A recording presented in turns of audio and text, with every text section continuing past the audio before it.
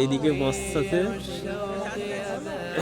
দড়ি বেঁধে উপরে চিক চাপিয়েছি, যা গ্যাঞ্জাম থাকবে তার কারণ হচ্ছে প্রচন্ড ঠান্ডা, ট্রেনটা পাবে না, প্রচুর কুয়াশা। ওই যে ফাঁক দেখতে পাচ্ছেন, থাকতে হবে কিছু এই ফাঁক দিয়ে কুয়াশা ঢুকছে, আর এদিকেও ফাঁক, সব ইয়েতেই ফাঁক,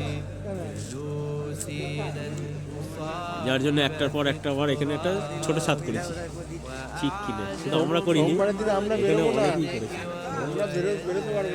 সবাই করেছে। বেরিয়ে ফাঁকা মাঠে পড়ে থাকতে হবে চুপ করে, যে আবার ঘুরে আসতে হবে, ট্রেন পাবো না তো।